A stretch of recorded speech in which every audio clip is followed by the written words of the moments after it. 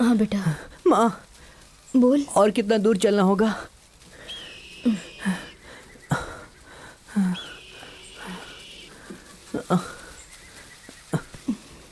बस थोड़ी ही दूर और है, चलते हैं।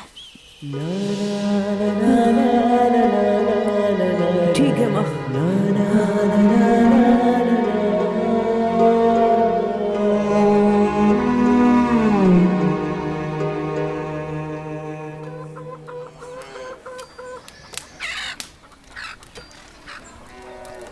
माँ नहीं। बहन जी, बहन जी, बहन जी, आँख में लग रहा है। आपके यहाँ कुछ काम है तो बताइए ना, मैं कर लूंगी। अरे जाओ यहाँ से, यहाँ कोई काम नहीं है। चलो जाओ जाओ, आ जाते हैं कहाँ कहाँ से।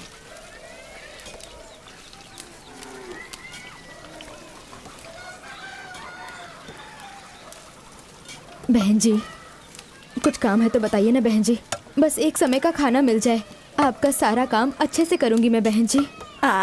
जान ना पहचान ऐसे कैसे रख लूं? कुछ चुरा के ले गई तो चलो निकलो यहाँ से।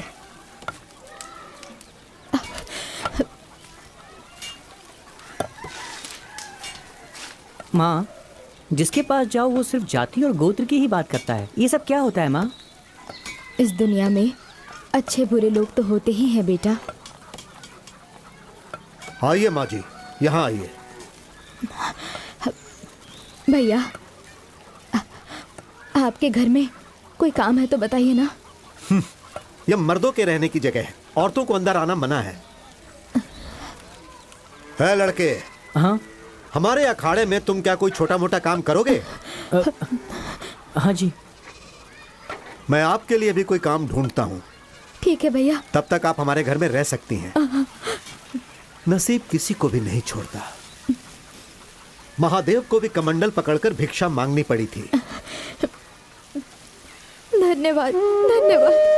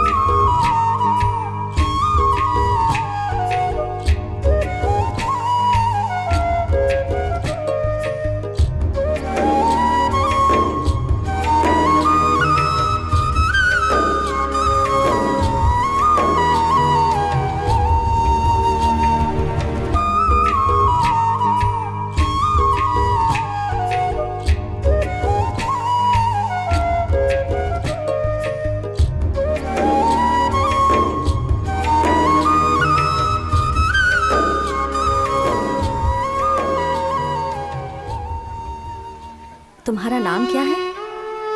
कनकम्मा। तेरा पति कहाँ है? वो गुजर चुके हैं। गुजर चुके या मार दिया? ऐसा मत कहिए जी। क्या पता किसी और के लिए उसे मार दिया हो। इस गांव में आवारा लोग बहुत हैं, संभल कर। दिखने में सुंदर और मासूम लगती हो।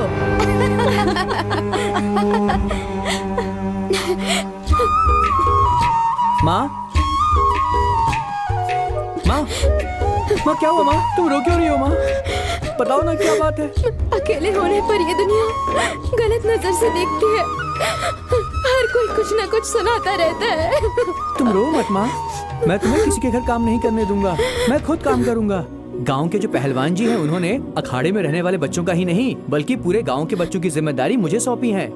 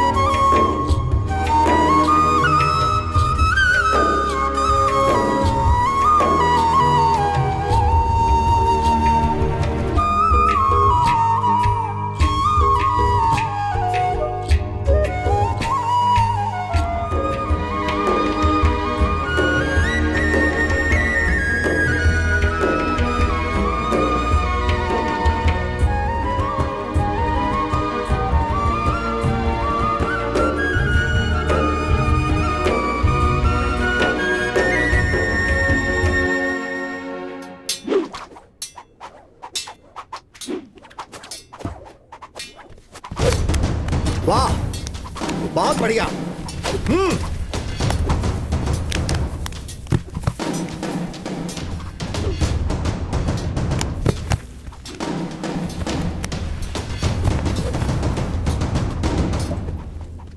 लाओ इसे, मैं दिखाता हूँ।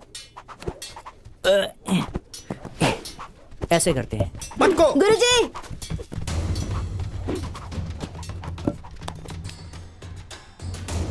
क्या हुआ? ये ना बिना पूछे गधा और सामान छू रहा है। इसे समझाइए ऐसा नहीं करना है। कौन सी जाति का है, कौन सा कुल है, कुछ पता नहीं। नौकर बनकर आया है, नौकर बनकर ही रहे ये गुरुजी। नहीं तो हम लोग इस अखाड़े में आना बंद कर देंगे। हे, सुना ये लोग क्या कह रहे हैं? तुम बस अपने काम से मतलब रखो। ठीक है गुरुजी। मोर को नाचते देखकर मुर्गी भी नाचने की कोशिश करती है, इसकी तरह। हाय, चुप हो जाओ। सिर्फ बातों से कुश्ती मत करो, लड़कर कुश्ती करो। चलो शुरू करो, चलो।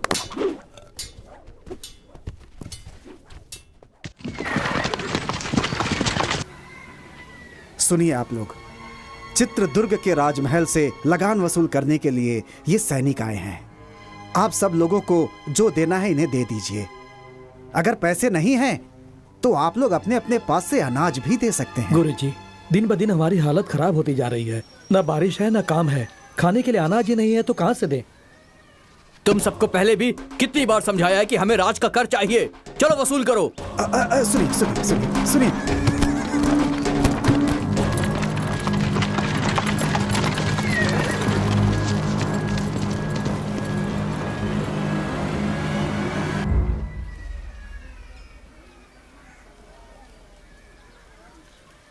वर्मा, अंदर आओ। माँ, ये सब लोग कौन है माँ? मेहनत करने वालों को बड़े लोगों के बारे में जानकर क्या करना है?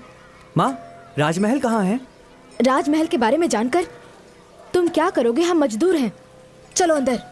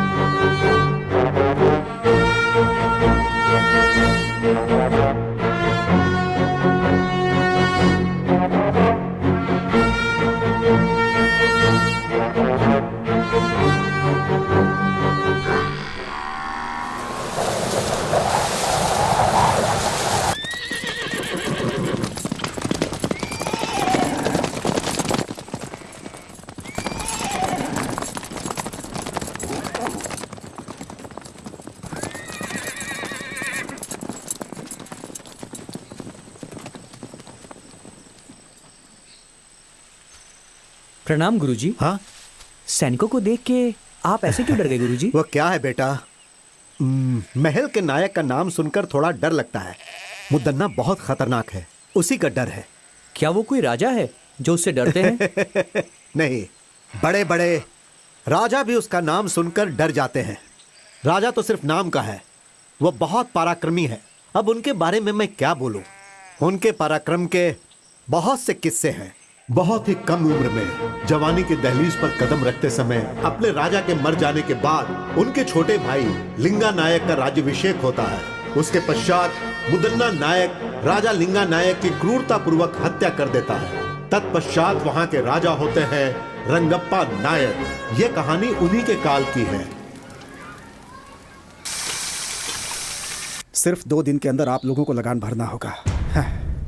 सुनिए बंधुओं, राजमहल से संदेशा आया है। इस साल सबको ज्यादा लगान भरना होगा। अनाज भी सबको ज्यादा देना होगा, ऐसा कह रहे हैं वो लोग। जो इसमें है मैं वही पढ़ रहा हूँ। गुरुजी, इस बार बारिश न होने की वजह से खेती नहीं हुई। लगान माफ करने के लिए आप पत्र लिखे ना स्वामी जी। लगान न भर पाने के कारण लोग आत्महत्या कर रहे हैं गुरुजी, कुछ कीजिए ना। ठीक है बंधुओं, मैं अपनी तरफ से राजा जी को पत्र लिखकर उनसे विनंती करूंगा। प्रणाम गुरुजी। जाइए आप लोग, चलते नमस्ते। हैं, आपका ही सहारा है। चलो चलो चलो।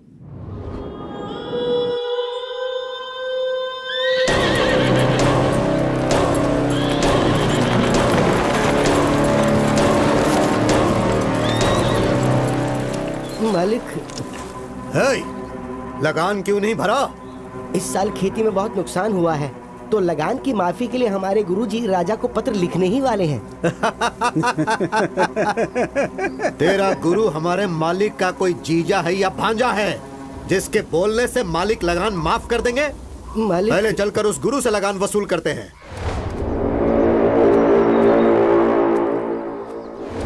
मालिक, मालिक, लगान वसूल करने के लिए सैनिक आ रहे हैं मालिक, और गांव वालों के ऊपर वो लगातार अत्याचार कर रहे हैं मालिक। इस तरफ भी आ रहे हैं वो। गुरुजी, अब हम क्या करें? आने दो, घबराओ मत। उन लोगों को भी प्रसाद ग्रहण करने दो। हाँ। कुछ देकर भेजोगे तो ही वो लोग जाएंगे। ठीक है गुरुजी। आप लोग घबराइए मत, आप लोग प्रसाद ग्रहण कीजिए। बेटा इन्हें भी दो, बेटा इन्हें भी दो। यहाँ पर शिव जी की पूजा चल रही है, आप लोग भी प्रसाद ग्रहण करके ही जाइएगा। ओए, हम लोग यहाँ पर तुम्हारा खाना खाने नहीं आए गुरुजी। हम कोई गलत कदम ना उठाए उससे पहले ही सब कुछ लाकर रख दो। मालिक, इस वर्ष बारिश और खेती दोनों ने हमारे साथ धोखा किया। खाने तक का अनाज नहीं मिला है, ऐसे में हम लगान कहाँ से देंगे? खाने के लिए अनाज नहीं है, फिर भी तुम लोग भूखे तो नहीं मरे ना? सारे घरों में अनाज जो छुपा कर रखे हो उसे निकाल कर गाड़ी में डालने के लिए कहो, वरना हम लोग खुद ही निकाल लेंगे। नहीं नहीं मालिक, हमारे गांव में बहुत गरीब लोग हैं। हमारे घर में हम दोनों ही हैं। हमारे पास जो है उसे लेकर के जाइए, हम दोनों आपके पैर पड़ते हैं। वो ऐसी बात है, पहले इसके घर से अनाज निकालो। नहीं, जरा रुक जाइए, इनका भोजन पूरा हो जाने दीजिए, उसके बाद मैं स्वयं अपने घर का अनाज आपकी गाड़ी में डाल दूंगा। थोड़ा धैर्य रखिए मालिक। बकवास बंद कर बुड्ढे। रुकिए मालिक, गुरुजन भोजन ग्रहण कर रहे हैं, इन्हें रोकेंगे तो आपको नरक में जाना पड़ेगा मालिक। ए, सामने से हट। हे राक्षस, ये क्या कर दिया तूने? जरा भी दया नहीं है तुझमें। शिव शिव, रुक जाओ बेटा, हिंसा मत करो। हमें रोकने वाला तू कौन है? अच्छा, तू यहाँ खाना खाने आया है क्या? महादेव, रक्षा कीजिए। अच्छा होगा तुम यहाँ से चुपचाप चले जाओ। आप कौन हो बेटा? नायक मुदन्ना का सेनाधिपति। तुम्हारा नायक कोई राजा तो नहीं है ओए, ना? जब तुम्हारा नायक ही ठीक नहीं है तो तुम लोग ऐसा करोगे ही। न्याय, नीति, धर्म का पालन करना सीखो। मेरे सामने फालतू की बांसुरी मत बजाओ। हमारे हाथों मरने से पहले चुपचाप यहाँ से चले जाओ। विनाश काले विपरीत बुद्धि। जरा धीरज धरो। हाँ? तुम्हारा ये सारा खेल अब ज्यादा दिनों तक नहीं चलेगा। हमें क्षमा कर दीजिए, आपके साथ बुरा हुआ। यह स्थान हमारे लिए उचित नहीं है, चलो चले।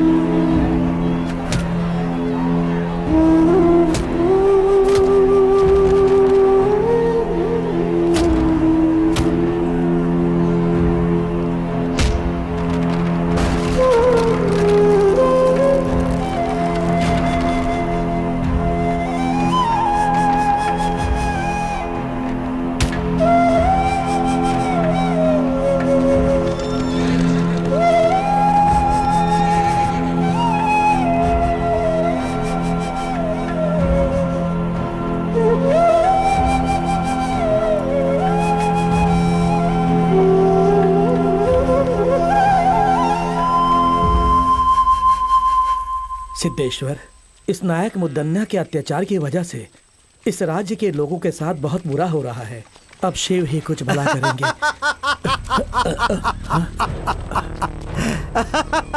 ओए साधु, इसी ने तुमसे कहा था ना कि नायक मुदन्ना कोई राजा नहीं है? तू हमें ही उपदेश सुनाएगा क्या? बंदी बना लो इसे।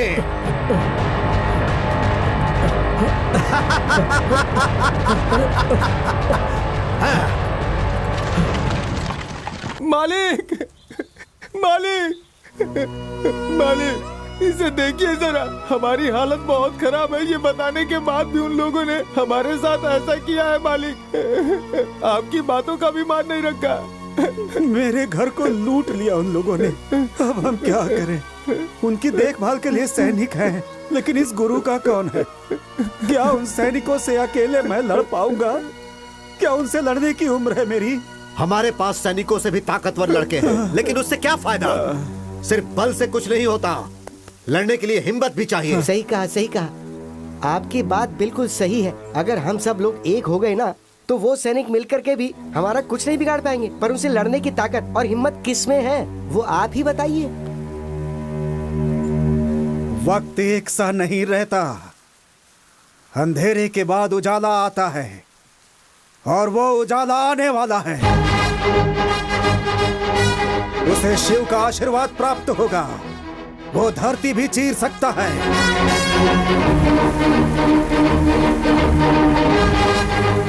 दरिया से मोती निकाल सकता है।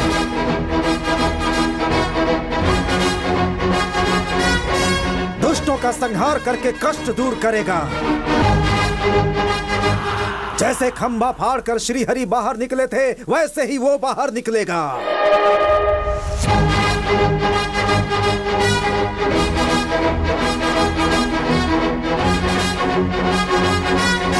हमारे लिए उस दिव्य पुरुष ने जन्म लिया। वो यहाँ आने वाला है।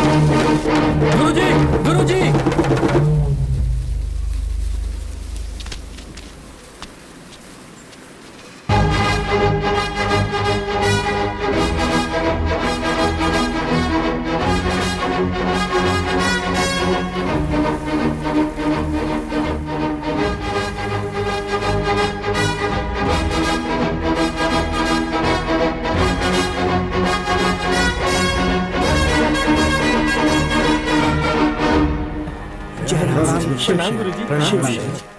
आशीर्वाद दीजिए। शिव आश्रम का कल्याण करे। बहुत अच्छे वर्मा, तुमने सैनिकों से लड़ने का बहुत ही साहसिक काम किया है। हमारे पहलवान बच्चे सैनिकों को देखते ही ठंडे पड़ जाते हैं। गांव के लड़के उन्हें देखते ही किसी कोने में छुप जाते हैं। लेकिन तुमने जो किया वो बहुत बढ़िया है। मर्दों के मर्द हो तुम, शेर हो तुम। आखिर तुम में इतनी ताकत और हिम्मत कहां से आई बेटा? ये सब आपका ही आशीर्वाद है गुरुजी। ये सब आपकी ही सिखाई हुई शिक्षा है। परंतु वर्मा बेटा, मैंने तो तुम्हें गदा कैसे उठाना है ये भी नहीं सिखाया।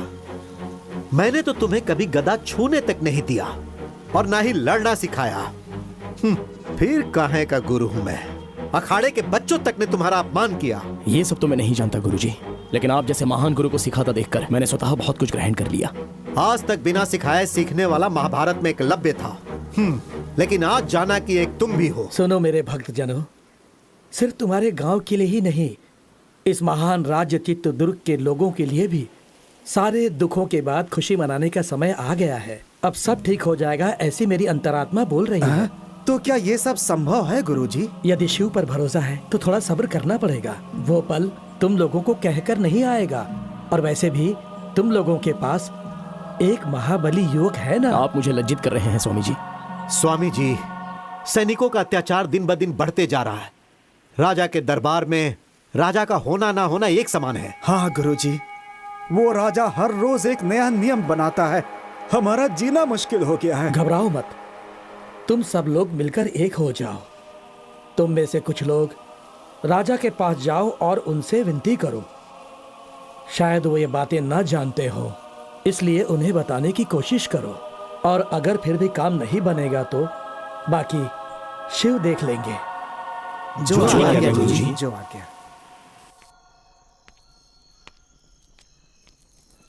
महाराज, कुछ गांव वाले आपसे मिलने आए हुए हैं। नहीं, मैं उनसे मिलकर आखिर क्या करूंगा। अगर उन्हें किसी चीज की आवश्यकता है तो उन्हें मुद्दन्ना जी से मिलवा दीजिए। मैंने ये बात उनसे पहले ही कही, लेकिन वो आपसे ही बात करना चाहते हैं। तो ठीक है, मैं आता हूं। जी महाराज।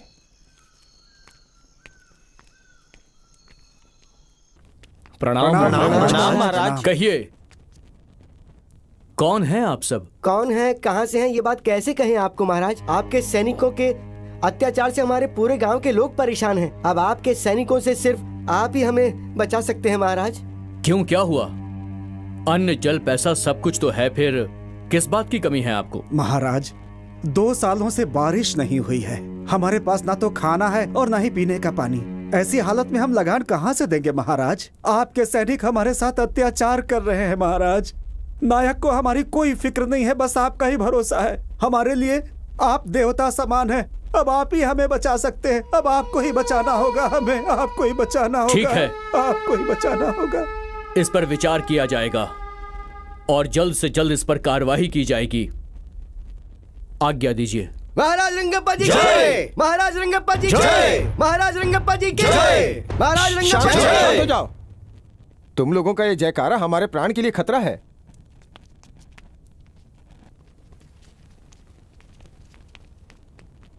ये सब क्या है मंत्री जी? नायक इनके साथ कुछ बुरा बर्ताव कर रहे हैं, यह उचित नहीं है।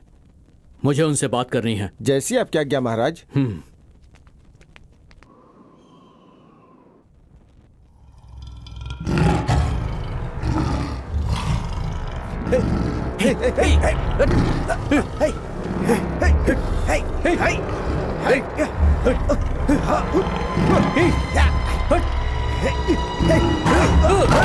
महाराज ने सुरक्षा के लिए सैनिकों की जगह शेर पाल रखे हैं। ये किसी की बात नहीं समझता, सिर्फ मुदन्ना की बात समझता है ये।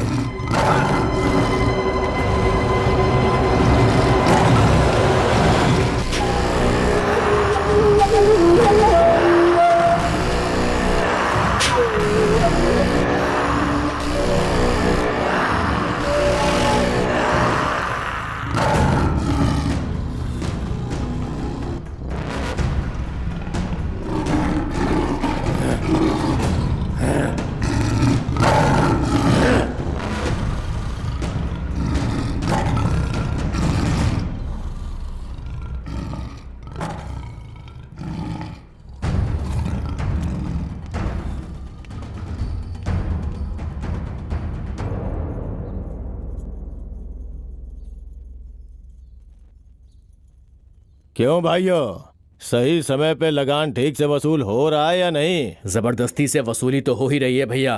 तुम क्या कहते हो भैया? महाप्रभु, आपको महाराज ने बुलाने के लिए कहा है। कौन है? कौन है मेरा महाराज? हाँ, मैं मान देता हूँ, लेकिन तुम्हारे महाराज को नहीं, उनके सिंहासन को।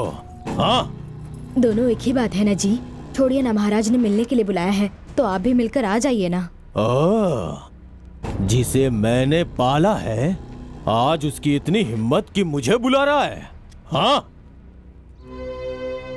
आपके धर्म पत्नी होने के नाते अगर आप कोई अधर्म करेंगे तो आपको सही राह दिखाना मेरा धर्म है। महाशिव का भक्त रावण भी धर्म के विरुद्ध जाने पर पराक्रमी होने के बाद भी 10 सर में से 1 सर भी नहीं बचा पाया। ज्यादा बढ़ा चढ़ा के मत बोल। पद और अधिकार के मामले में पड़ना जान के लिए बहुत ही घातक हो सकता है। मेरी बात मानिए स्वामी। हाँ भैया, भाभी की बातों में बहुत सच्चाई है। मदन्ना जी, हाँ? चाहे कुछ भी हो, रंगप्पा महाराज तो राजा के ही भाई हैं। सच कहा ना? है? वो महाराज है तो मेरा क्या बिगाड़ लेगा? हाँ? ये मुदन्ना शांत है तो मुद्दू, अगर जाग गया तो मृत्यु। चलाता हूं। मेरे पाले हुए कुत्ते को भूख लगी होगी, है ना? उसे मैं मांस डाल के आता हूँ। सुनिए, इस समय हमारे महाराज बहुत ही असहाय हैं। वो मुदन्ना नायक का नाम सुनते ही घबराने लगते हैं। वर्मा, तुम ही एक सैन्य टुकड़ी क्यों नहीं तैयार कर लेते? हाँ? लोगों के साथ होने वाले अन्याय के लिए लड़ो ना। तुम्हारे अंदर वो शक्ति है। जी गुरुजी। माँ, हाँ, क्या हुआ बेटा? गांव में एक सैनिक की टुकड़ी बनाकर होने वाले अन्याय को रोकने के लिए सोच रहा हूँ माँ। इसलिए मेरी ये इच्छा है कि उसकी शुरुआत आपके हाथों से हो। लोगों का भला करना गलत नहीं है, लेकिन अगर तुम्हारे साथ कुछ गलत हुआ तो मुझ में बर्दाश्त करने की शक्ति नहीं है। माँ, ऐसा कुछ भी नहीं होगा माँ, आप घबराइए मत।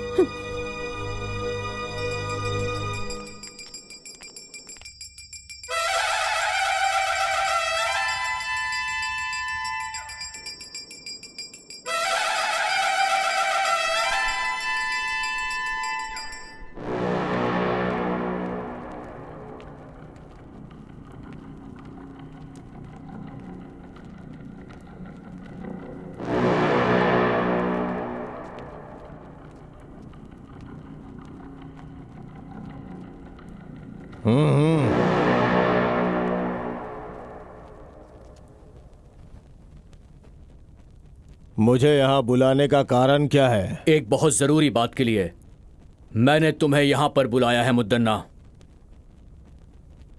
कर वसूल करने के लिए लोगों पर क्या जोर जबरदस्ती करते हो? दिन ब दिन मुझे खराब व्यवहार की सूचना मिल रही है। देखो, इस तरह जनता का विश्वास हम पर टूट जाएगा। वो सब छोड़ो, अच्छा होगा तुम पहले अपने बारे में सोचो। लगान वसूल करने के लिए क्या लोगों पर अत्याचार करोगे? जनता को सताना यह एक अन्याय है। जनता तुमसे बहुत ज्यादा दुखी है। क्या कर रहे हो ये सब? लगान वसूल कर रहा हूं महाराज। इस राज्य की जनता से नियम के अनुसार लगान वसूल कर रहा हूं। अब बस करो। कानून का मतलब अत्याचार करना नहीं होता है, रक्षा करना होता है। प्रजा के साथ हो रहे अन्याय को मैं सहन नहीं कर सकता। ठीक है, इसके बारे में मैं सोच के फैसला लेता हूं।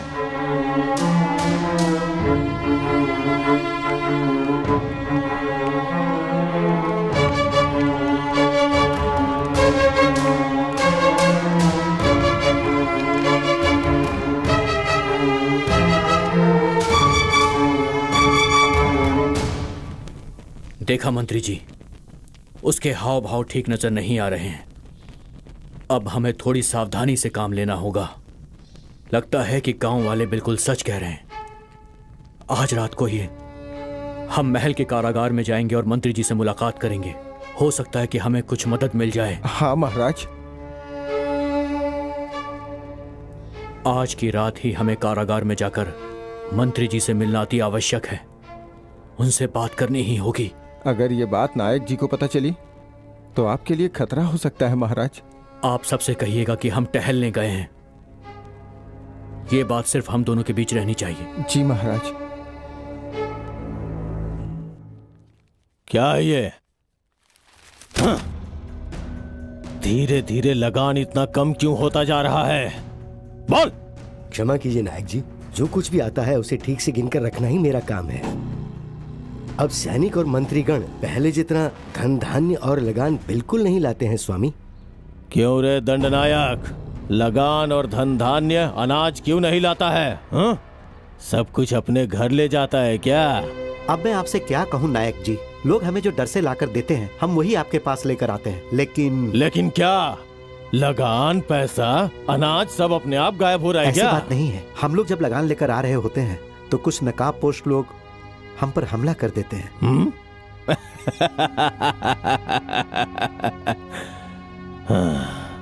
कौन है रे वो लोग? हमें नहीं पता वो कौन है नायक जी। इसमें जरूर किसी का हाथ है। वो कौन है और कहाँ रहता है जाके पता करो और मुझे आके सूचित करो। जी भैया।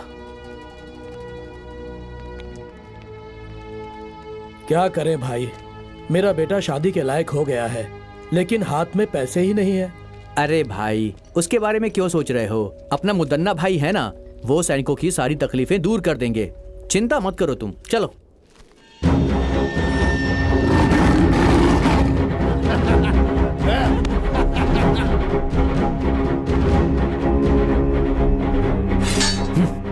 महाराज, आप यहाँ? तुम लोग सुरक्षा कैसे करते हो ये देखने आया हूँ। नायक मुदन्ना जी के आदेश के बिना कोई भी अंदर नहीं जा सकता महाराज। वो तो सिर्फ नायक है और ये तुम्हारे महाराज हैं। दरवाजा खोलो। माफ कीजिए, गलती हो गई। अंदर मत जाइए।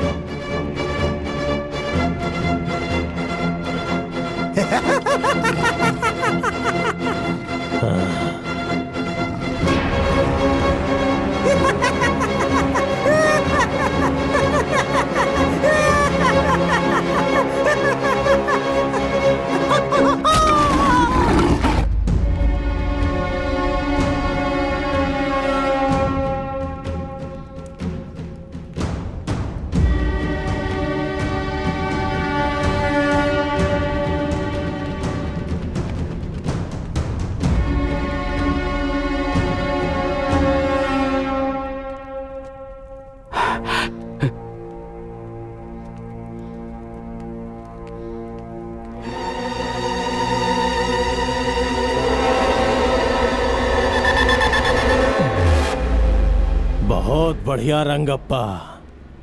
आज मेरा पाला हुआ कुत्ता मेरे ही विरुद्ध चाल चल रहा है। मुदन्ना, तुम जो कुछ भी कर रहे हो तुम्हें उसकी सजा जरूर मिलेगी। सजा? इस मुदन्ना को सजा देने की हिम्मत उस भगवान में भी नहीं है। ये मुदन्ना शांत है तो मुद्दू, जाग गया तो मृत्यु।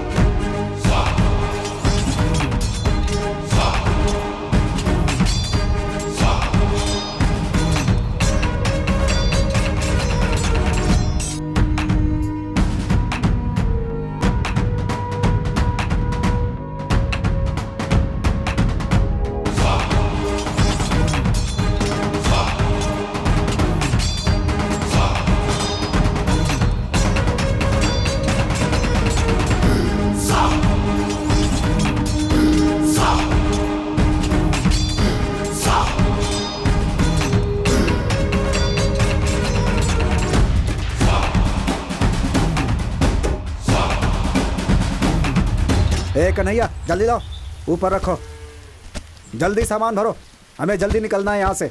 जल्दी करो जल्दी करो, जल्दी करो। ए रुको, ये भी ऊपर डालो, जल्दी करो। ए रुको रुको रुको, इसे भी रख लो। क्यों भाई, अभी तक तो लगान देने से रो रहे थे, अब बहुत खुशी खुशी लगान दे रहे हो? क्या बात हो गई बुड्ढे? हमारी हालत से क्या फर्क पड़ता है? हमारे मालिक ठीक रहने चाहिए, हम रहे न रहे चलता है। अब मैं चलता हूँ। हाँ ठीक है चलो। चलो गाड़ी बढ़ाओ, चलो।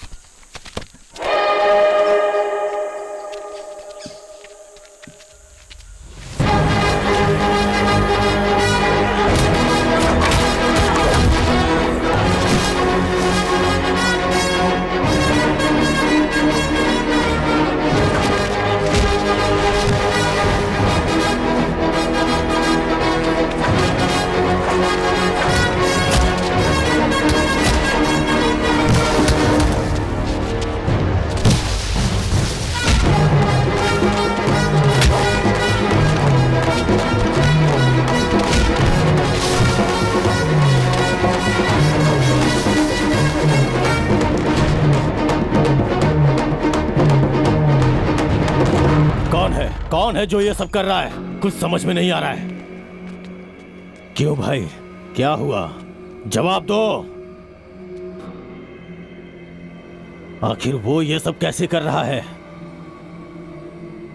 तुम लोग किसी काम के नहीं हो। जो भी करना है मुझे ही करना होगा। इस चक्रव्यूह को मुझे ही तोड़ना होगा।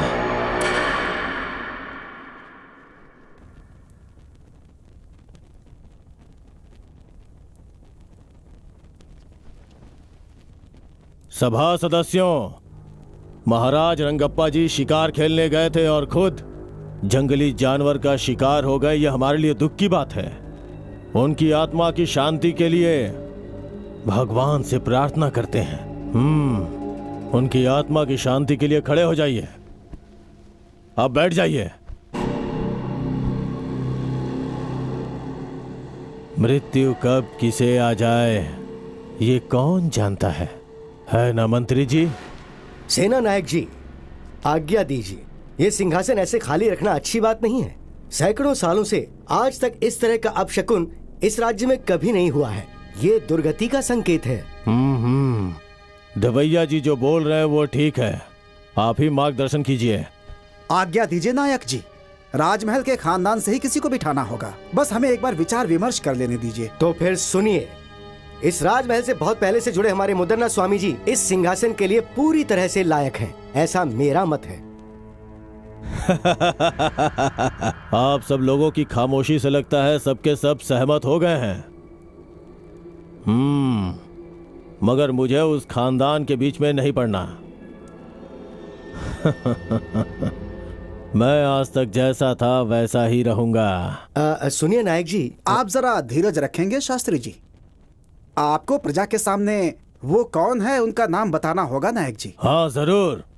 इस सिंहासन पे बैठने वाला एक नजदीकी रिश्तेदार है, अपने बड़े महाराज सूर्यकांत वर्मा जी का पुत्र श्री सूर्यकांत रंगप्पा महाराज। लेकिन अभी तो आपने सूर्यकांत रंगप्पा जी महाराज मर चुके हैं ऐसा कहा था। जो कहा वो सब सच नहीं होता। ये मेरा नहीं, प्रजा का फैसला है, भगवान का फैसला है और उसे मैं पूरा करूंगा। जरूर पूरा करूंगा। वो सिर्फ रिश्तेदार ही नहीं बल्कि महान व्यक्तित्व वाला इंसान है।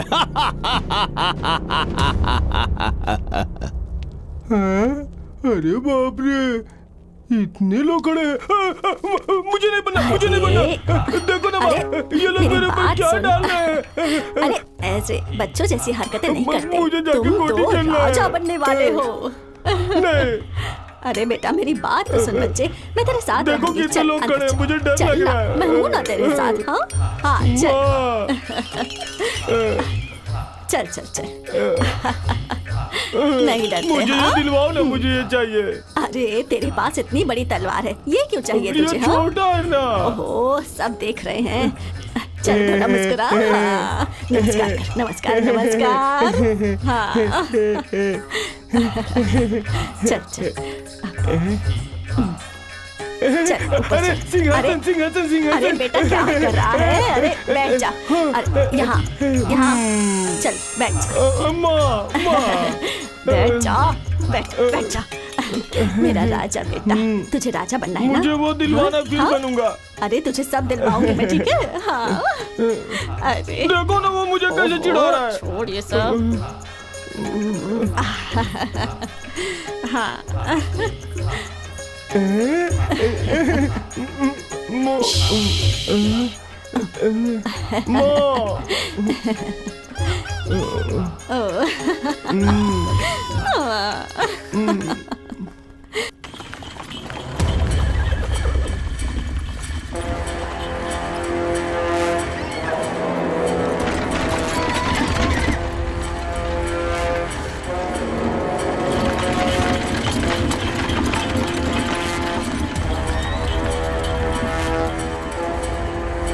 गुरुजी, जिन जिन का सामान था उन सबको पूर्ण रूप से लौटा दिया है। जो गांव से लेकर गया था वो सब लौटा कर आया हूँ। बाकी जिन जिन का बचा है उन्हें आप दे दीजिए। ठीक है बेटा, उतारो उतारो, नीचे उतारो उतारो।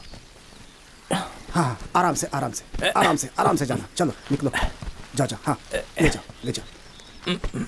हाँ संभालो संभालो संभालो। चलो चलो चलो। हाँ हाँ दो उनको, दो उनको, दो लेकर चलो, लेकर चलो। बहुत भारी है। होशियारी से, होशियारी से। देखो गिर न जाए। संभाल के संभाल के संभाल के। आराम से आराम से आराम से। देखना भारी है। हाँ रखो ठीक से ठीक से। आराम से आराम से रखना, आराम से। इतना वजन लग रहा है, क्या है इसमें? जरा इसे खोलो खोलो। हाँ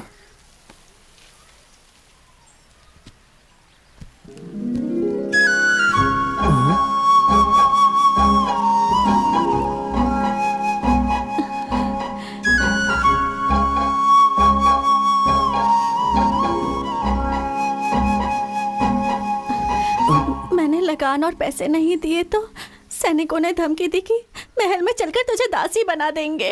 मुझे इसमें डाल के ले जा रहे थे और इतने में आप लोग।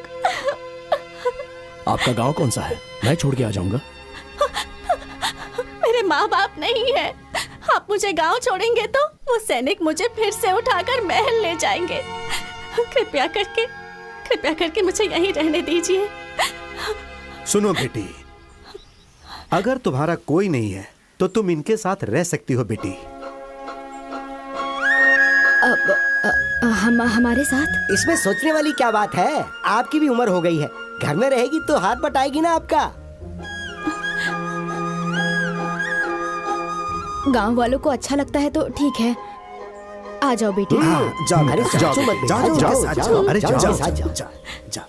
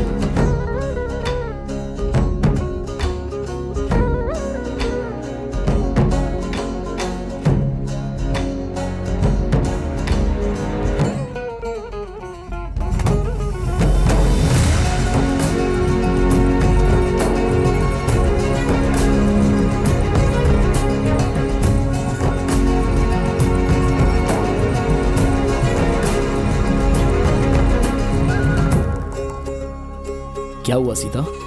बहुत ही परेशान लग रही हो। क्या हुआ? माँ ने कुछ कहा? इतनी गहरी सोच में क्यों हो? मैं तुमसे नाराज हूँ। आखिर मैंने ऐसा क्या गलत कर दिया? माँ और मैं एक ही बात तो कहते आ रहे हैं। सबसे लड़ना, राजमहल के विरुद्ध जाना, ये सब क्यों करते हो तुम? सारे लोग बेचारे डरे हुए थे, इसमें मेरी क्या गलती है? ये तुम्हारा भ्रम है। राजमहल के लगान को छीनना, अनाज चावल छीनना, ये सब गलत है। ये राज्य के नियम के विरुद्ध है। वो सब मैं अपने घर नहीं लाता। जो जिसका है उन्हें लौटा देता हूँ, क्योंकि वो उन्हीं गरीबों का है। तुम ऐसा करोगे तो राजमहल का खजाना बढ़ जाएगा क्या? वो लोग जो कर रहे हैं वो गलत है, तो तुम जो कर रहे हो वो भी गलत है। रात के वक्त सैनिकों को मुंह छुपाकर लूटते हो। अगर लूटना ही है तो अपना चेहरा दिखा दो ना। मैं वो सब कर सकता हूँ सीता, ये तो सिर्फ एक झलक है। लेकिन तुम राजमहल और राजा की तरफदारी क्यों कर रही हो? नहीं, मुझे जो ठीक लगा वो कह रही हूँ। वैसे मुझे तुमसे प्यार भी तो है।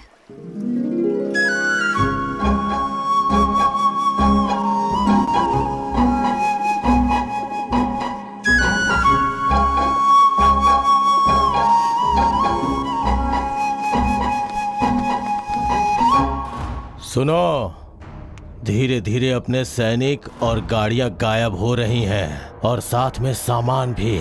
जरूर इसमें किसी की चाल छुपी हुई है। सही कहा भैया, अब हम क्या करें बताइए? ये सब जानकारी प्राप्त करने के लिए राजमहल में कीड़ा उत्सव करवाना होगा। सब लोग गांव-गांव जाकर इसकी सूचना पहुंचा दो। जैसी आपकी आज्ञा।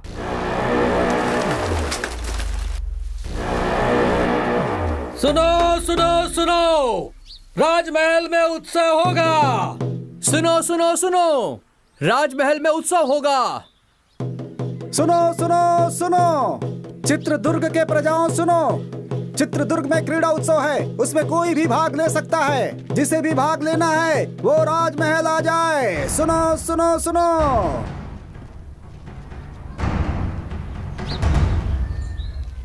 सुना तुमने? क्रीड़ा उत्सव में जीतने वाले को राजा के साथ भोजन और पुरस्कार भी मिलेगा। तुम जाओगे?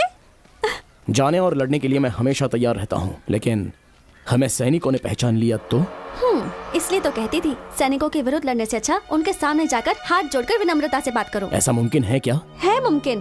तुम हर एक खेल में हिस्सा लो और फिर पुरस्कार जीतो। तुम और तुम्हारे सभी साथी राजा की शाबाशी लो और विश्वास भी जीतो।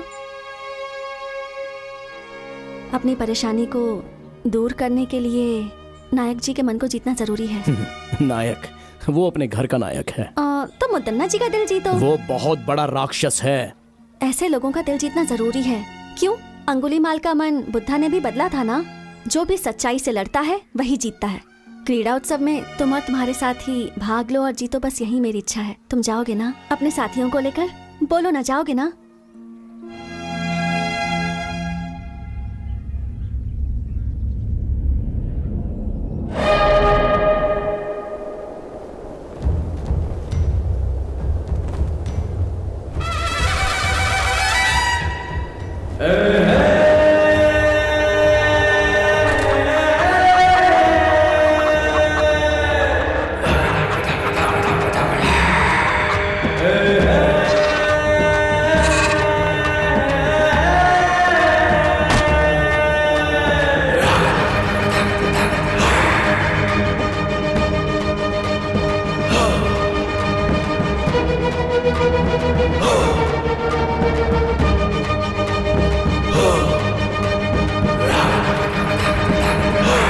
प्रतियोगिता के लिए सारे लोग आ गए हैं, शुरू करें?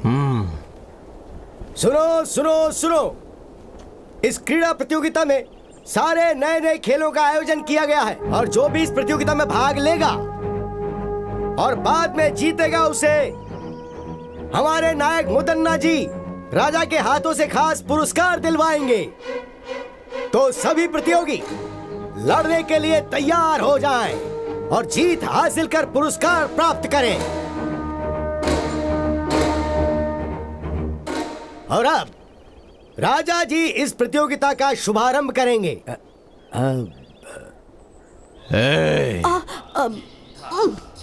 वो कह रहे खेल शुरू करना है। चल उठ जा बेटा, उठ जा। चल बाहर देखा। अरे नहीं, मुझे दे। अब तुझे इन कबूतरों को उड़ाना है। नहीं माँ, नहीं। उड़ाना होगा बेटा, उड़ा दे। अरे उड़ाना। उड़ा दे बेटा।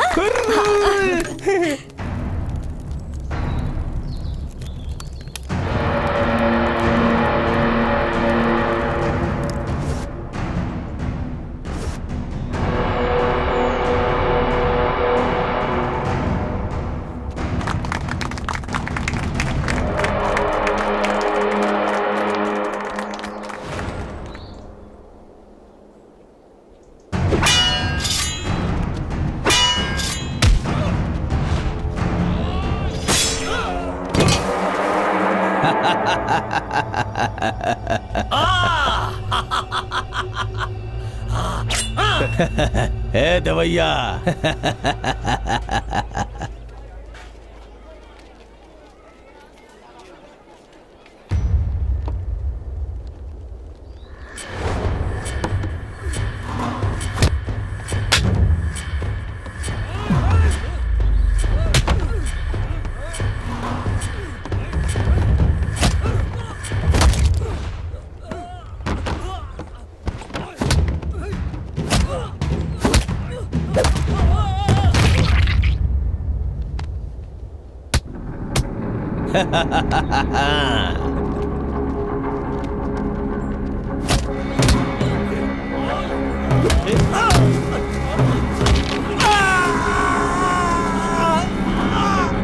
मजा आ रहा है, मजा।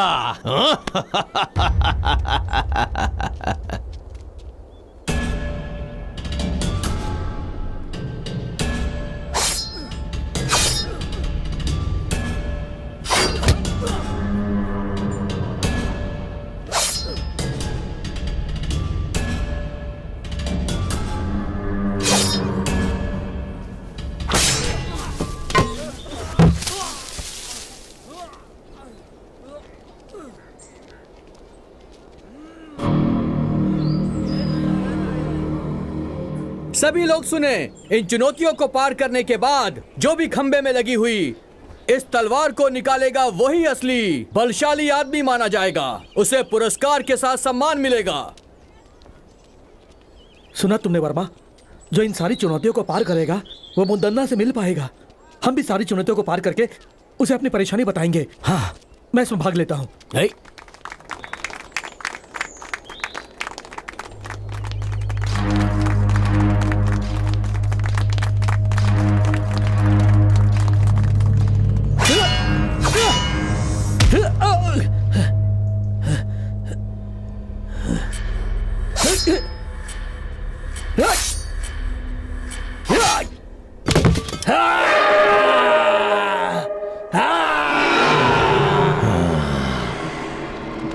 वर्मा, एक चुनौती मैंने जीत ली, अब अगली चुनौती जीतनी है। तुम्हें मुझे हिफाजत से घर पहुंचाना है। यहाँ के लोगों को देखकर ऐसा लगता है यहाँ कोई आम लोग नहीं है, सारे ताकतवर लोग लग रहे हैं। यहाँ की सारी चुनौतियों में मैं ही भाग लेकर मुदन्ना जी से न्याय मांगूंगा।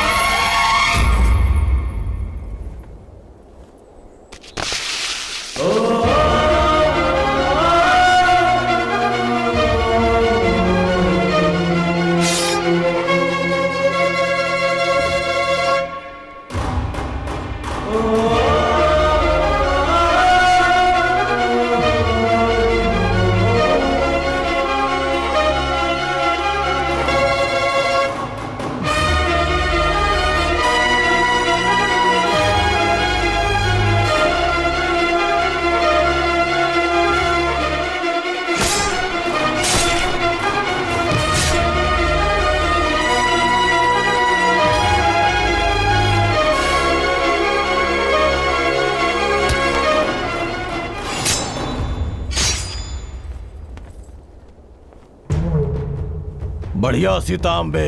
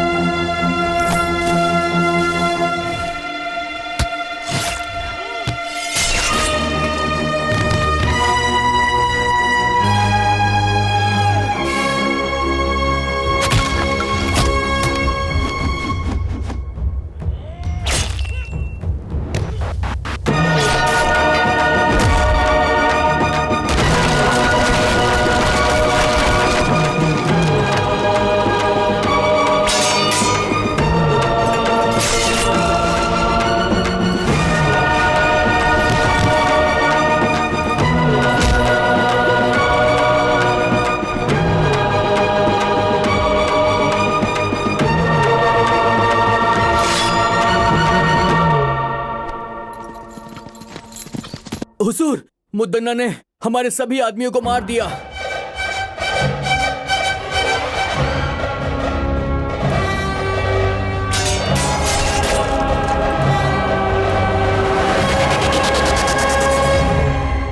आज से पहले राजमहल का खजाना कभी कम नहीं हुआ था। इससे चिंतित होकर मुदन्ना ने इसके बारे में गहराई से सोचा। गांवों से लाए गए लगान और छीने हुए अनाज को रास्ते में ही लूट लिया जाता था। इसके लिए उसने एक चाल चली और सच का पता लगाया। अगल बगल के गांव में बहुत बलशाली युवक थे, तो उसने एक लड़ाई की प्रतियोगिता करवाकर उसमें खतरनाक खेलों को शामिल किया और गांव से आए हुए युवकों को एक शक्तिशाली इंसान के साथ चुनौती करवाकर उन्हें मरवा दिया। और उसी समय उस लड़ाई प्रतियोगिता के बीच बीजापुर के दिलावर खान के सैनिक राजा की सेना और मुदन्ना को मारने में विफल हो गए। उसके बाद नायक मुदन्ना ने फैसला किया कि वो दिलावर खान और उसके साम्राज्य को समाप्त कर देगा। भैया भैया भैया, वो वर्मा कहां पर रहता है उसका पता लग गया है। कहां रहता है वो? पास के गांव के अखाड़े में रहता है वो भैया।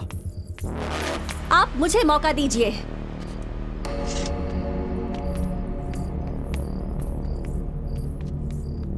मैं अभी सैनिकों के साथ जाकर उस वर्मा और उसके सभी दोस्तों का सिर काट दूंगी और आपके चरणों में पेश करूंगी।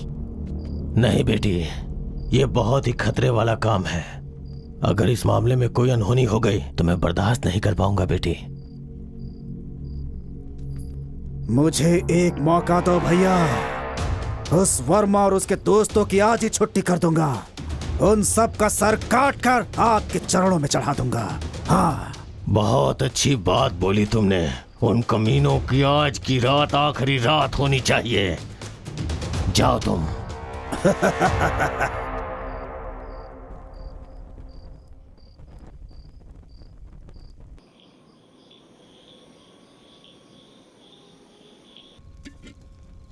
ओ भाई वर्मा, वो सीता हमारे साथ रहकर हमें ही धोखा दे रही थी। इसलिए कहते हैं प्यार मौत के समान है। लेकिन सच में उसने गांव में रहकर बहुत बड़ा नाटक किया है। यकीन नहीं हो रहा। मुझे तो ऐसा लगता है कि वो मुदन्ना की गुप्तचर है। इस खेल में भाग लेने के लिए कहकर उसने हमारे प्राणों को संकट में डाल दिया। वो लड़की बहुत चालाक है, बहुत चालाक है।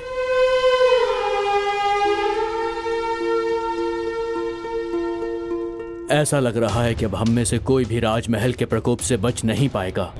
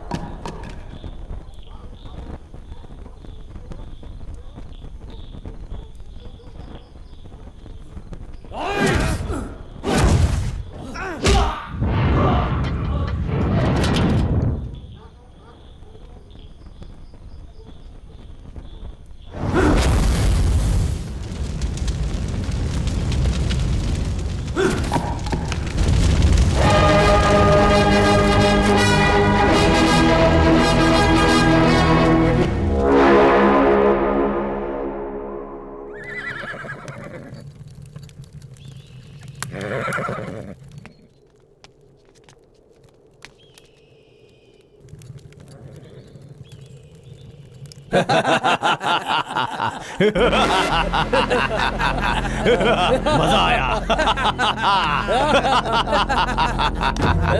मजा आया, बहुत मजा आया, असली मजा। आ जाओ।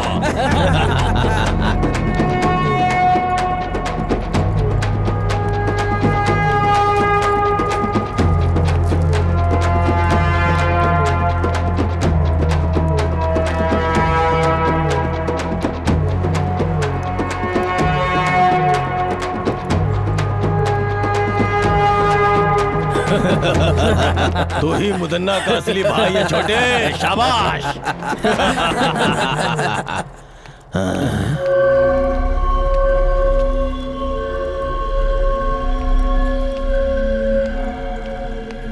हाँ?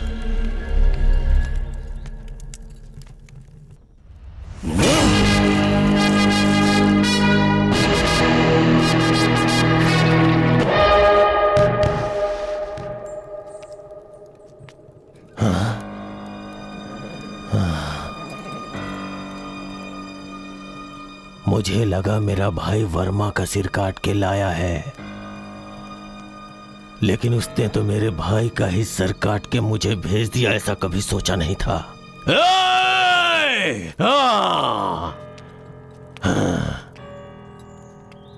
मुदन्ना से दुश्मनी करके बहुत बड़ी गलती कर दी। इन सब का जिम्मेदार मैं ही हूं, इसलिए इसका जवाब मैं दूंगा इसका जवाब। हाँ, मैं खुद उसका जवाब दूंगा। ये क्या? वर्मा, तुम इतनी बड़ी गलती करोगे मैंने कभी सोचा भी नहीं था। तुमने मुदन्ना के भाई का सर काट दिया, क्या सोचकर? मुझसे बहुत बड़ी भूल हो गई। अगर मुझे पहले से पता होता कि सीता मुदन्ना के घर से है तो मैं कभी भी उसे यहाँ रहने के लिए नहीं कहता। ये सब हमारे लिए ठीक नहीं। मैंने तुम्हें सब पहले ही समझाया था ना। लोगों को सिखाऊंगा, सबकी मदद करूंगा कहकर अब खुद की जान खतरे में डाल दी। अब कौन बचाएगा तुम्हें? देखो, लड़ाई की शुरुआत में ऐसा होता है। पहले अब हमें क्या करना है, हमें वो सोचना है और उसके हिसाब से चलना है। मुदन्ना की चाल को वर्मा ने अपने बल से विफल कर दिया है। अब हम सबको एकजुट होकर रहना है।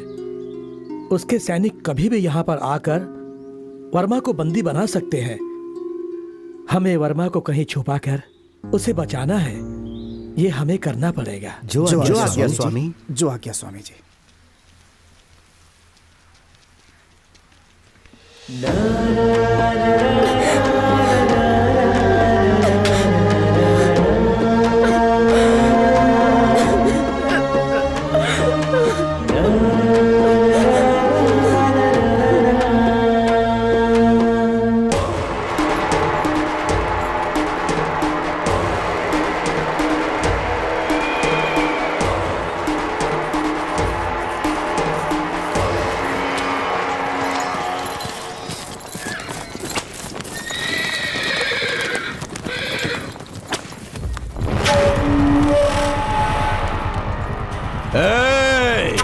कहाँ है वो वर्मा? डर के भाग गया क्या, या तुम लोगों ने कहीं छुपा दिया है? मेरी पीठ पीछे चाल चलने वाला कमीना, अब कहाँ गई तेरी हिम्मत? चल सामने आ। अगर तू सच में हिम्मत वाला मर्द है तो सामने आ बे। सीता,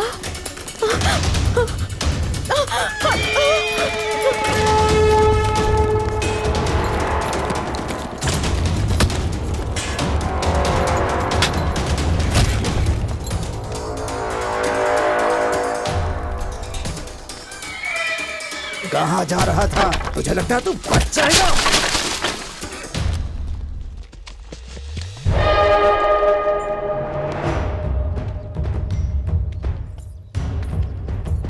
रुक जाओ मुदन्ना।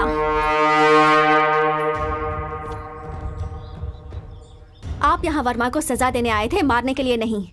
इसे राजमहल ले जाकर, इसे राजद्रोही कहकर, इससे बदनाम नहीं करना चाहते हैं हम, बस सजा देना चाहते हैं।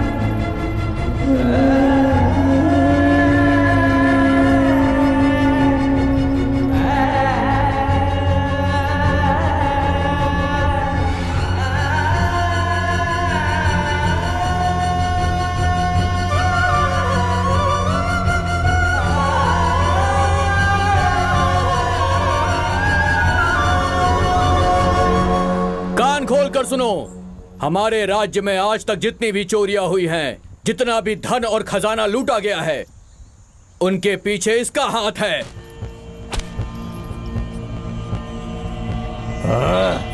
आप सब ध्यान से सुने। राजमहल में आज तक जितनी भी चोरियां हुई हैं, जितनी भी हत्याएं हुई हैं, उन सारी घटनाओं के पीछे इसका हाथ है। इसने हम सभी को धोखा दिया है, इसे माफ नहीं कर सकते।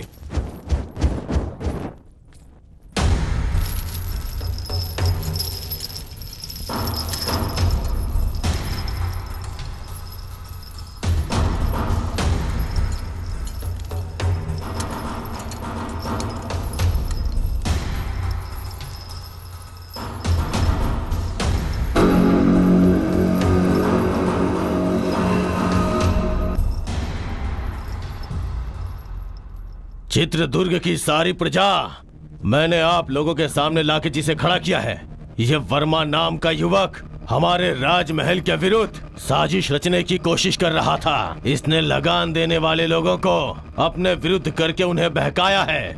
हमारे बहुत सारे सैनिकों की हत्या की है इसने, यहाँ तक कि मेरे छोटे भाई जो मुझे जान से ज्यादा प्यारा था उसे मार डाला। ये सिर्फ राजद्रोही नहीं, ये समस्त मानव जाति का दुश्मन है। इसलिए इसे जान से मार देने की राजा साहब सजा सुनाए। अरे उठ जाओ, उठ जाओ। जान से मारना है, जान से मारना है। सुन लिया ना, राजा ने आज्ञा दे दिया।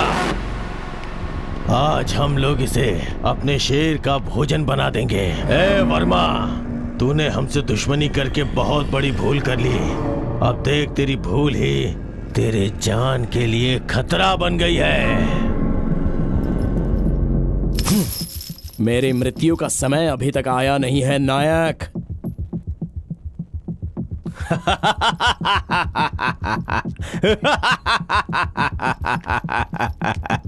ए, और ज्यादा समय नहीं है। मेरी आखिरी सांस तक और मेरा आखिरी पल आने तक तेरे ही विरुद्ध इस राज्य के लोगों के लिए मैं लड़ता रहूंगा।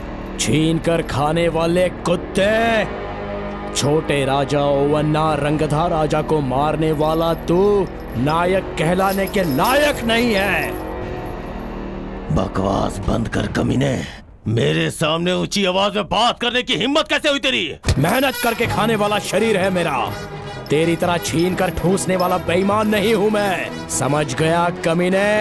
ए मुतन्ना, इस राजमहल की प्रजा के सामने मैं तुझे आगाह करता हूं। दूसरों के स्थान को हथियाने वाले कौरवासुर, मासूम लोगों की हत्या करने वाले रावणासुर और दूसरों का हक छीनने वाले कंसासुर, जब ये सब मारे जा चुके हैं तो तू क्या चीज है? हे, मैं ही मृत्यु हूं। मुदन्ना, शांत है तो मुत्तु, अगर जाग गया तो मृत्यु। इस चित्रदुर्ग राज्य में कदम रखकर, वर्षों से अखाड़े में मेहनत करके, हर मुसीबत का सामना करके, तो जैसे घमंड में रहने वाले घमंडी का घमंड चूर चूर करने के लिए पैदा होकर आया हुआ मर्द की तरह एक हिम्मत वाला शेर हूं मैं। लेके जाओ इस राजद्रोही को। इस धरती पर मुझ जैसे हजारों लोग पैदा हुए होंगे, लेकिन आज के बाद इस चित्रदुर्ग में तेरी कोई चाल नहीं चलेगी। सिंहासन हासिल करने का सपना छोड़ दे और अच्छी जिंदगी जीने की आशा कर। इस राजमहल के असली वारिस को ही यह सिंहासन लौटा दे। अगर लौटा देगा तो ही अच्छे से जी पाएगा, नहीं तो लेके जाओ इस राजद्रोही को।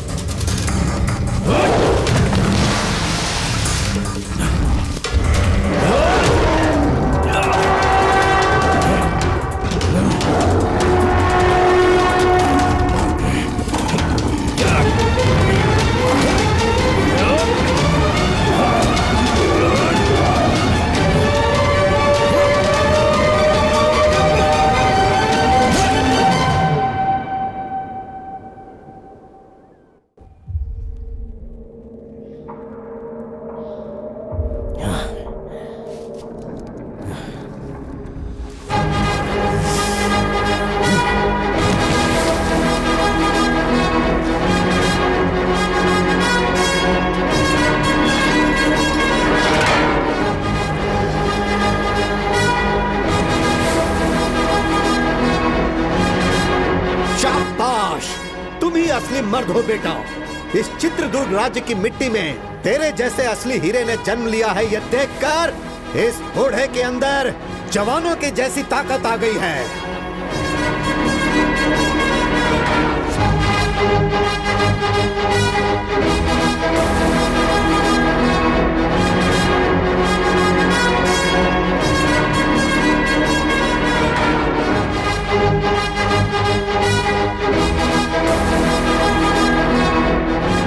उस खतरनाक और खूंखार शेर से एक शूरवीर की तरह अकेले ही लड़कर तुमने उसका काम तमाम कर दिया।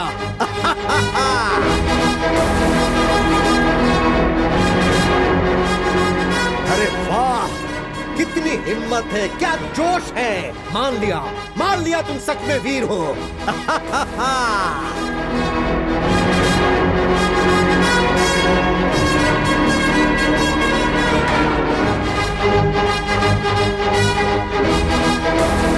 हर रोज यहाँ पर एक शेर आता था, लेकिन आज सवा शेर आया है। तुम असली शेर हो, इस राज्य के असली शेर।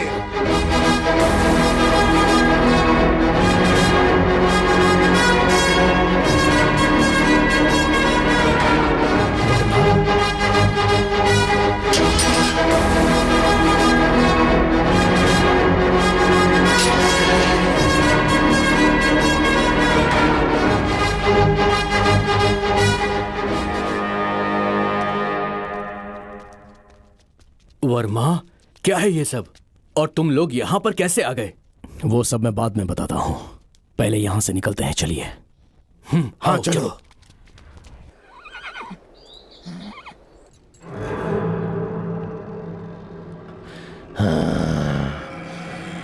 भैया, भैया, भैया, काल कोठरी से वर्मा भाग गया है भैया।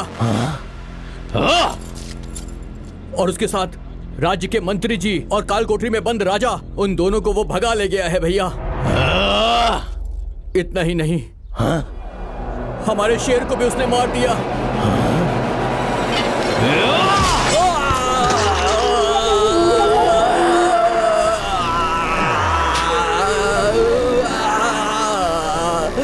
चुप हो जा कमीने, तू मेरे भाई कहलाने के लायक नहीं है।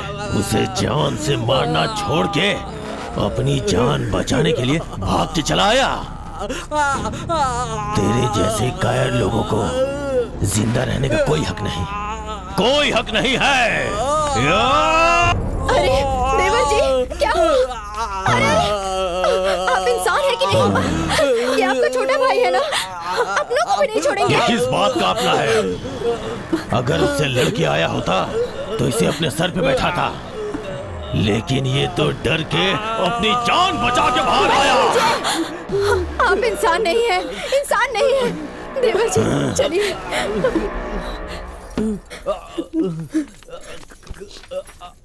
देवर जी अपने आप को संभालिए।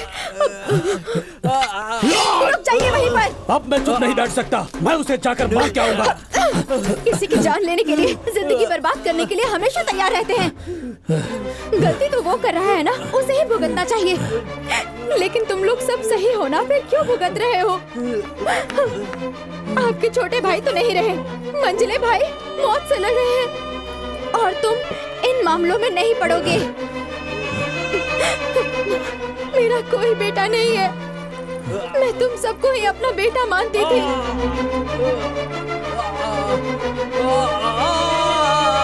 तुम्हारा भाई वो अपने स्वार्थ के लिए किसी की भी जान लेने के लिए हमेशा तैयार रहता है।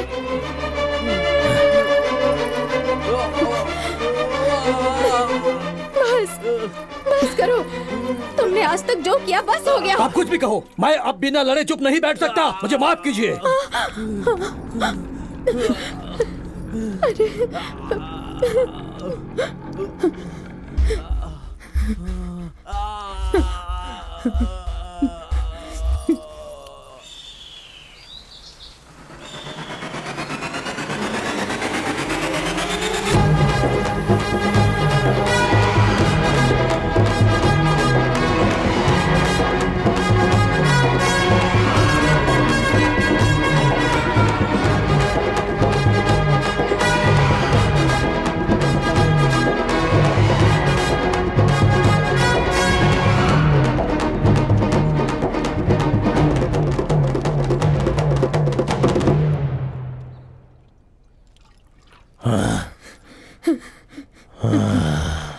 इंसान होकर भी जानवर जैसा बर्ताव मत करो। और कितने मासूम लोगों की जान लोगे तुम? क्यों इतना लालच पाल रखा है तुमने? तुम्हारे कुल को आगे बढ़ाने वाला कोई है? तुम्हारे इन पापों की वजह से मेरे गर्भ में कभी कोई बच्चा नहीं ठहर पाया।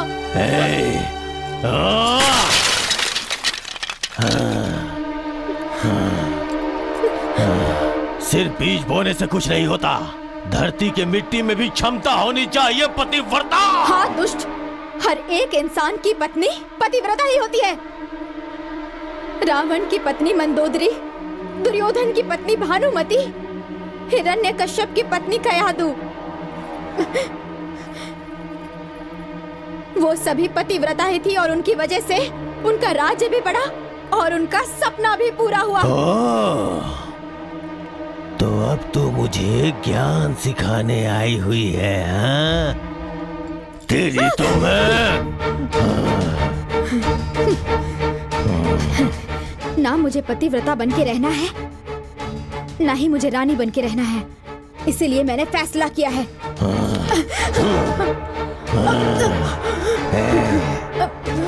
आप मुझे जान से मार देंगे तो भी चलेगा, पर मैं सच बोलकर ही रहूंगी। आपके सारे गुनाहों को कबूल करूंगी मैं। प्राण, अपने प्राणों की रक्षा कीजिए आप। आपके अंत का समय दूर नहीं है। तेरे पतिव्रता का गुण अब सामने आ गया। बोल कुलक्षणी, मेरे खिलाफ आवाज उठाएगी तो तुझे अपने साथ रख के क्या फायदा?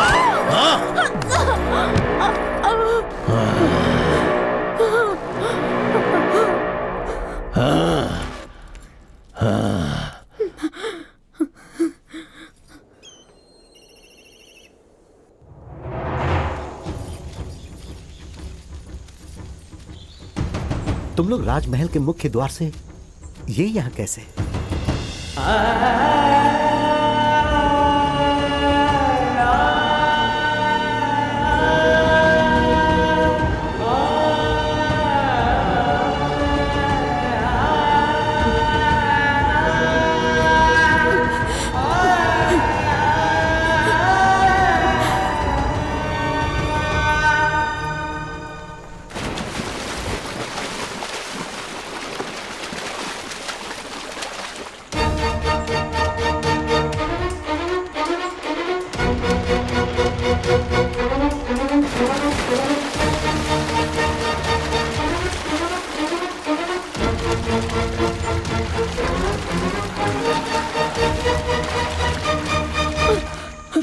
बहुत बड़ा अनर्थ हो जाता। मुदन्ना जी तो हमारे नायक हैं। उस महान इंसान की धर्मपत्नी आत्महत्या कर रही थी। हमारे नायक जी का मान सम्मान सब मिट्टी में मिल जाता। नहीं, मेरी इस हालत का कारण भी वही है। ये आप क्या कह रही हैं? हमारे जैसे कितनों पर प्राण न्यौछावर करने वाले भगवान हैं वो। वो भगवान नहीं है, राक्षस है। राक्षस है। तुम लोग उसकी सच्चाई नहीं जानते। अगर सच जानते होते तो तुम लोग उसे कभी जीवित नहीं रहने देते। लेकिन माँ, राजमहल में जब सैनिकों के साथ अन्याय होता है तो वो उनका साथ देते हैं और राजा का सामना करते हैं। सबके सामने राक्षसों को मारने वाले पराक्रमी है वो। उसमें भी उसका स्वार्थ ही था। उसने जो भी किया अपने लिए और अपने फायदे के लिए किया।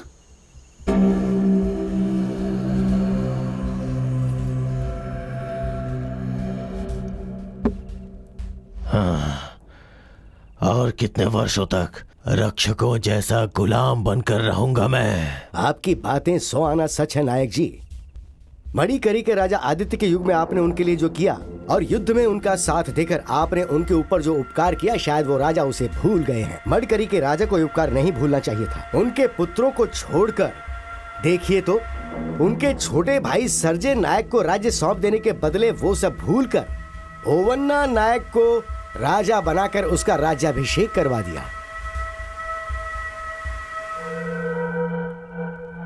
सर्जे राजा के बच्चे लिंगन्ना राजा और छोटे राजा को सिंहासन मिलेगा तो उनके साथ मैं भी राज कर सकता हूँ। सच में नायक जी?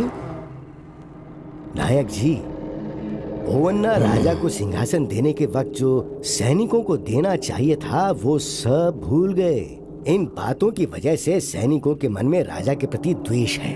इन सब बातों का अगर हम लोग अभी फायदा उठाएं तो देवैया, तुम कुछ सैनिकों को राजा के पास न्याय मांगने के लिए भिजवा दो।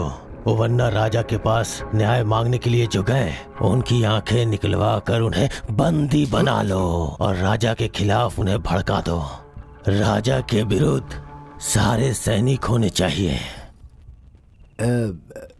इसका मतलब? आंखें निकालने वाला भी मैं ही हूँ।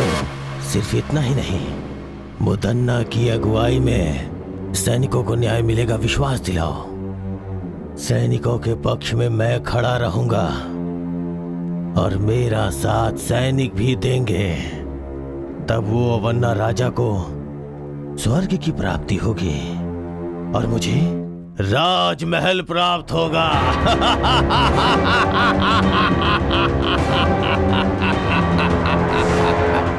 उस धोखेबाज ने इतने दिनों तक नाटक करके सिर्फ सैनिकों के साथ ही नहीं, राजमहल के लोगों के साथ भी छल किया है। उसे इसकी सजा अवश्य मिलेगी। उस नायक मुदन्ना जैसे नरपिशाच को, लोगों की बलि चढ़ाने वाले को ऐसे ही नहीं छोड़ना चाहिए। वो जहां पर भी मिले उसे तुरंत बंदी बना लो। राजमहल से धोखा करने वाले के साथ क्या करना चाहिए? नहीं छोड़ना चाहिए। मारना है, मारना है। नहीं छोड़ना चाहिए। वो राजमहल के बाहर नहीं जाना चाहिए।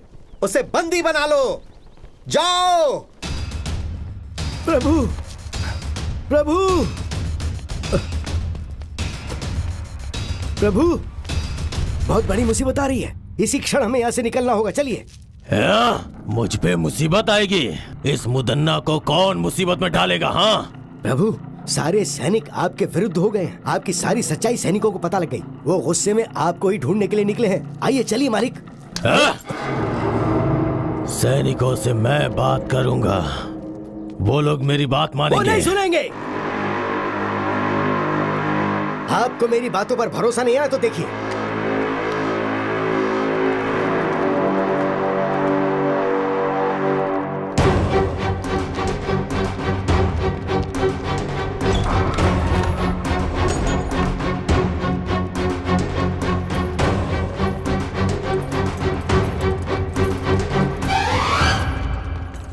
देखो, सभी जगह देखो। जाओ।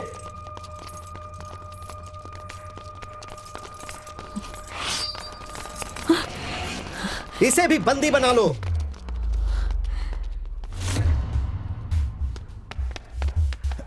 दंडनायक जी, मुदन्ना कहीं पर भी नहीं मिले। वो नरपिशाच मुदन्ना भागना नहीं चाहिए। वो कहीं भी है, उसे पकड़ लो। महल की प्रजा के सामने हम उसे उसके कर्मों की सजा देंगे। ले चलो इसे। ले चलो।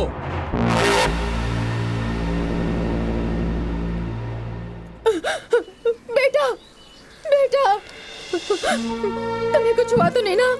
मुझे कुछ नहीं हुआ है माँ। बहन जी, आप कौन है? बोलिए बहन जी।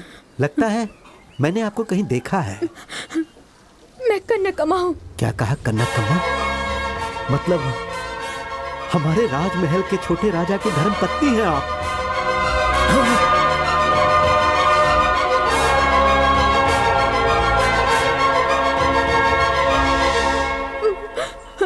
ये मेरा बेटा वर्मा है।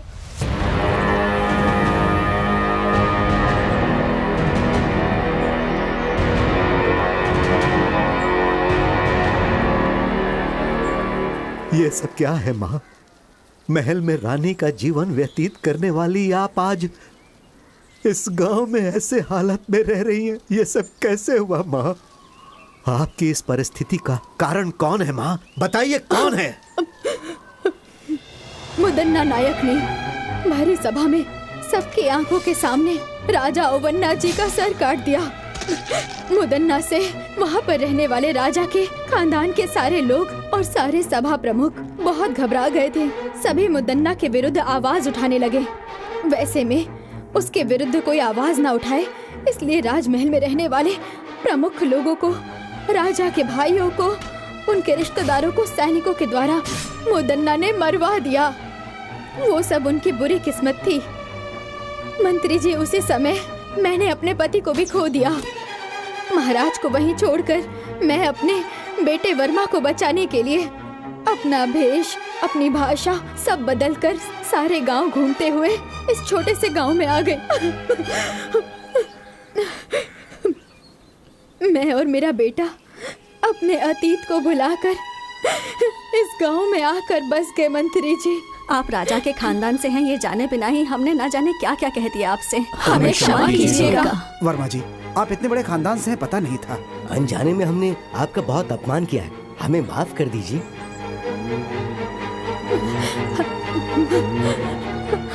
आप सबने हमें जीने की उम्मीद दी, बहुत बड़ा एहसान है आपका। मैं मरते दम तक आप लोगों का साथ दूंगा। वो सब तो ठीक है, अब हमें आगे क्या करना है ये सोचना होगा। महाभारत में कौरवों की संख्या 100 के ऊपर थी। श्री कृष्ण पांडवों के साथ थे, इसीलिए धर्म की अधर्म पर जीत हुई थी। इसी तरह हम भी उन पर विजय प्राप्त करेंगे। जो मेरे मन में था वो आपने कह दिया महाराज। आपकी बात सुनकर मुझे बहुत प्रसन्नता हुई।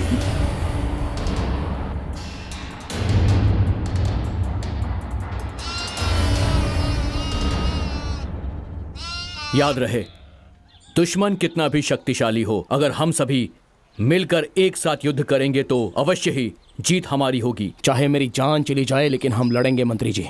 सिर्फ आवेश में आने से कोई फायदा नहीं होगा वर्मा। हमें कुछ भी करके मुदन्ना के सैनिकों को अपने पक्ष में करना ही होगा। पर सैनिक हमारे पक्ष में क्यों आएंगे? वो क्या है महाराज? मंत्री जी, तुम कौन हो बेटी? वर्मा, उस दिन जो लड़की संदेश लेकर आई थी वो यही है। मतलब हमारे बारे में संदेश तुम्ही ने पहुंचाया था? हमसे जो कहा गया था हमने वही किया। अब वो मुसीबत में है, कृपया करके उन्हें बचा लीजिए। दया कीजिए, उन्हें आपकी जरूरत है।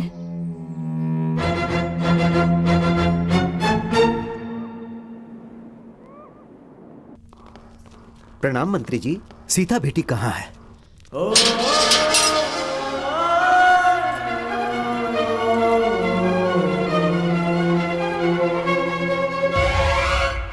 मुदन्ना की चालों में फंसे हुए लोगों में से एक मुनि महल की राजकुमारी सीता भी है। चित्रदुर्ग महल में रानी बनाने का सपना दिखाकर सीता को अपना गुप्तचर बनाया उस नायक मुदन्ना ने।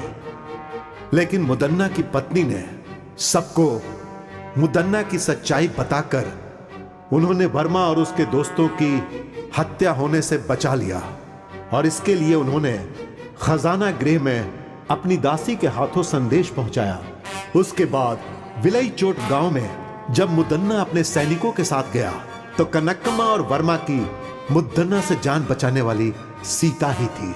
मुदन्ना के साथ रहकर उसके चालों को नाकाम करने वाली सीता ही थी। ऐसा क्यों बेटी? मुनि महल की राजकुमारी होकर भी आपको इसमें पढ़ने की क्या जरूरत थी?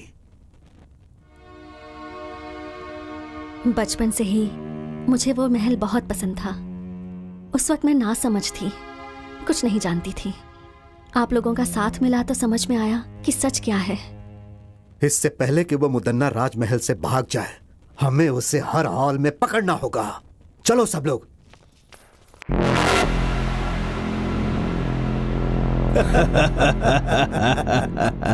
हाँ, यहाँ आपको किसी से डरने की जरूरत नहीं है। आराम से रहिए यहाँ।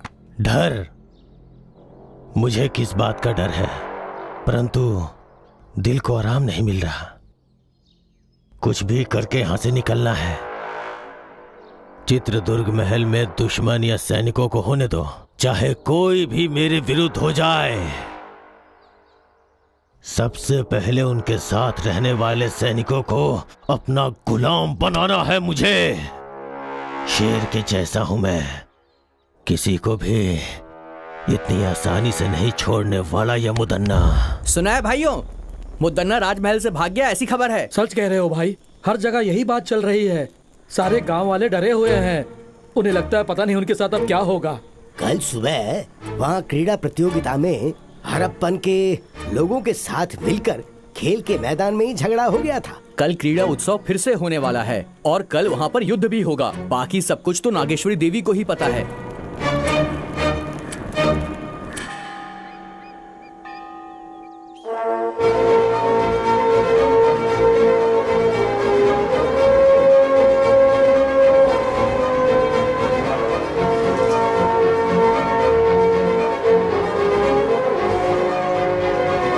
महामंत्री जी, सेनाध्यक्ष जी, इस बार क्रीड़ा उत्सव उसी तरीके से होना चाहिए जैसे कि वो होता आया है। उत्सव को पूरा करने में चाहे कितनी भी मुसीबतें आएं, पर ये उत्सव रुकना नहीं चाहिए।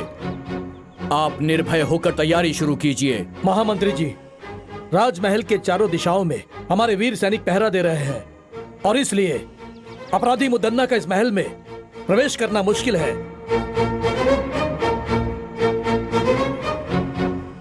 अगर वो हमारे लोगों से बचकर किले के अंदर प्रवेश कर गया तो हमारी स्थिति बहुत ही खराब हो जाएगी। महामंत्री जी, चिंता मत कीजिए, इस बार हमारे उत्सव में वर्मा हम लोगों के साथ रहेगा। महामंत्री जी, बोलिए महाराज। यदि हम लोग आज इस उत्सव के बारे में सोच पा रहे हैं तो उसका कारण सिर्फ ये वर्मा ही है।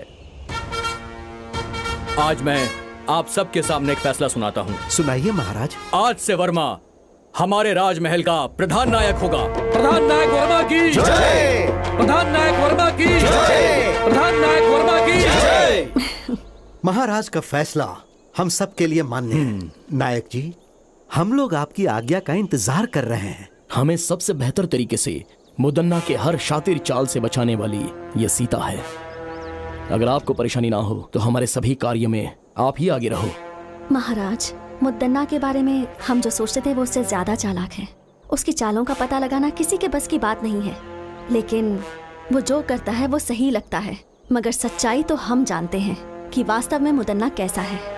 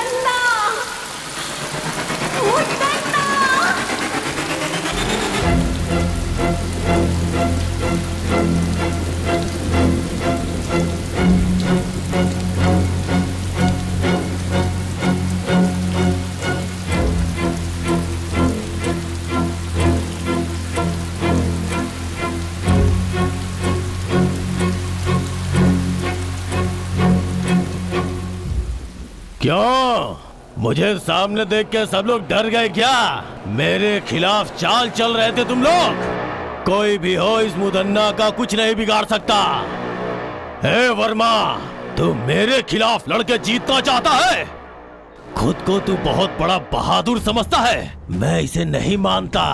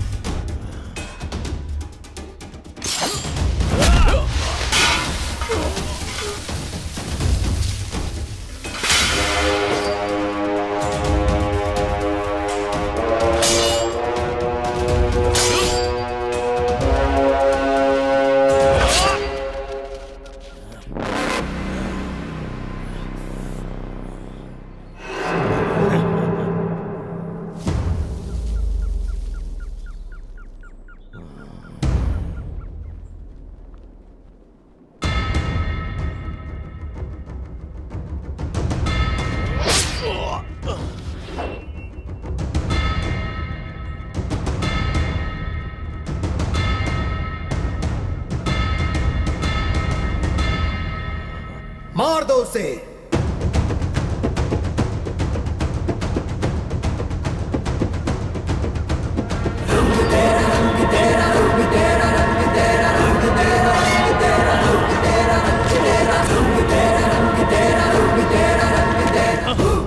मजा आया, बहुत मजा आया।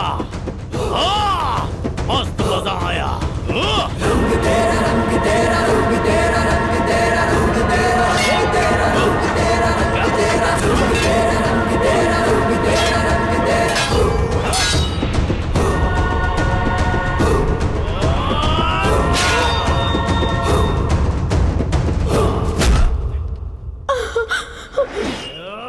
नहीं बेटा, नहीं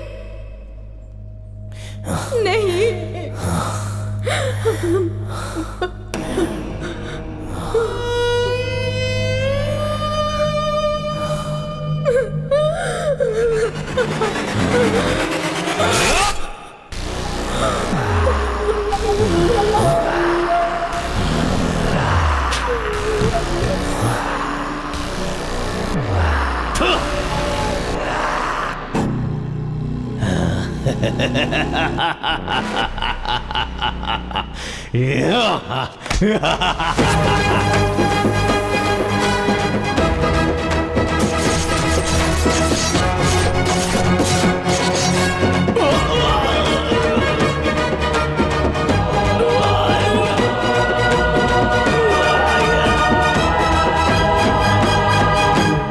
मुद्दन्ना की मौत के बाद उसके किए गए गलत कामों का अंत हो गया और वर्मा के राज्याभिषेक के बाद नए सूर्य का उदय हुआ और वो महल दुष्टों से बच गया। मुर्ग रावेंद्र शांति वीर स्वामी जी की कृपा से अब सुल्तान की सेनाओं से रण क्षेत्र में मुकाबला के लिए तैयार है वर्मा। उसके बाद खूनी तलवार महाराज ने वर्मा को सौंप दी। आगे की कहानी देखिए बिच्छू गति भाग 2 में। हुजूर, हुजूर, मुद्दन्ना मर गया हुजूर।